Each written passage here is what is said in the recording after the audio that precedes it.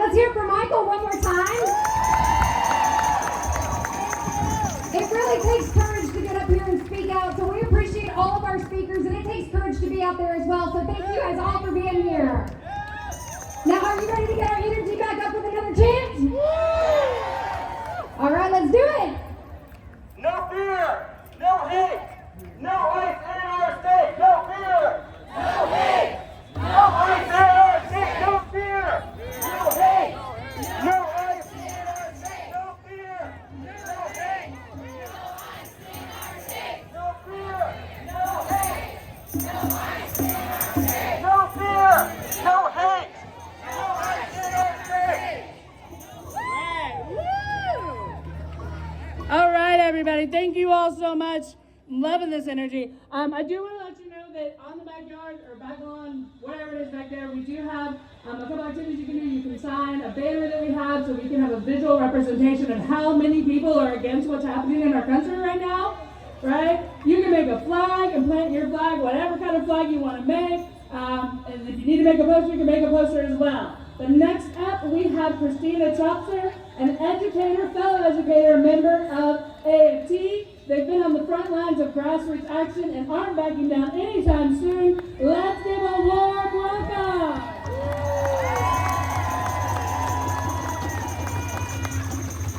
Okay, so it's been a while since I've done this. But I just want to start off by saying I'm mad as absolute hell.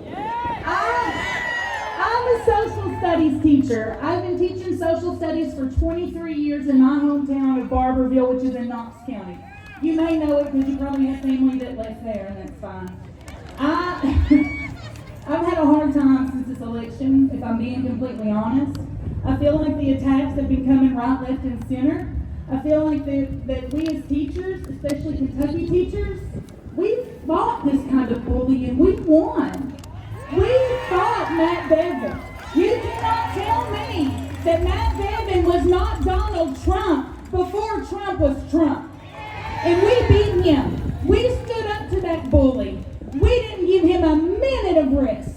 Every moment of every day, we were in our legislators' face and we let them know they could not hide from us. Since the election, though, I have felt defeated. I have felt that on a national stage, what can I do? I'm 46 years old, and it sounds very familiar to what I said one day in Frankfurt, but I'm tired, I'm old, my hips hurt, my kid's 16 now, I've been doing this since he was like 7. It's been a long time coming. I realized the other day, I wasn't quite sure what I wanted to say because everything is crazy now. And my daughter, she is 12 years old and she's every bit of a hellraiser. And I couldn't be prouder. But she did something that I don't condone. She had a moment and she vandalized the bathroom wall with some choice words about Donald Trump. Now, I am a teacher. And I was like, baby girl, we can't be doing that. We can't be destroying property. And she said, how else am I supposed to protest? I'm 12 years old. And I thought, my God, I worry about that and I'm 46. I went through this whole week trying to decide what I was going to speak on. At first, I had this great idea about the poor versus the poor and all the class warfare. And I had a quote from S.G. Goodman. If you don't listen to her music, you really need to. And I mean, it was going to be beautiful. And then Abreu Garcia. And I saw that story and my heart broke like so many other people. And when I was talking to my students yesterday, because we had a technology issue, the thing wasn't working, we were doing an Oklahoma City thing, so we started talking about the Fourth Amendment, and I brought up Abreu Garcia.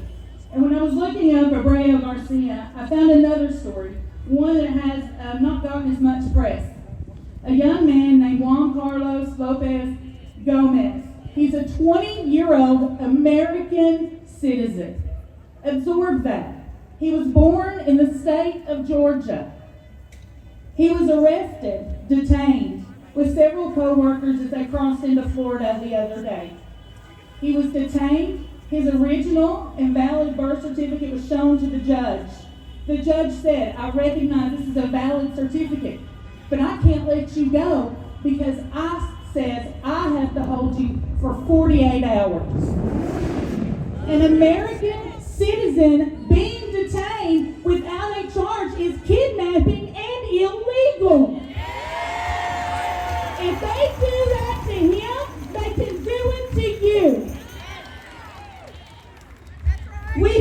defeated. We don't know what we're going to do. We're not sure. All the attacks are coming, but I can tell you this. Abreu Garcia was moved to another prison while not good enough because of our public pressure. You keep that public pressure on. I have Representative Hal Rogers, you guys. I've had to email him and tell him what he needs to do. There is a remedy when one branch usurps their power. That remedy is impeachment. If there has ever been a high crime or misdemeanor violating the Fourth Amendment and your right to be free from illegal search and seizure is our #1 issue at this moment. It defies party lines and it defies niche groups. It is an American issue. You leave here today and you find community. You go to your legislators and you tell them what they must do, not what you want them to do. On my way up here today, I came up I-75 and we passed Camping World with this giant American flag. And for many years, I've not felt patriotic when I've seen that flag. I have thought of it as a symbol of oppression and racism, because where I'm from, that flag is flown beside a Confederate flag, a Don't Tread on Me flag, and a Trump flag. But when I came up I-75 today and I was trying to think about what I was going to say, and I saw that flag, I started crying, because that's our flag. That is a Abreu Garcia flag. That is every trans person, every man, woman, and child. That is our flag. We control this nation, not the rich. There's too many of us. There's not enough of them to stop us. Where do we go? I don't know. But I can tell you this. The fight against Matt Bevin was won because it was right and it was righteous. The fight today is right and it is righteous, and we will not let this stand.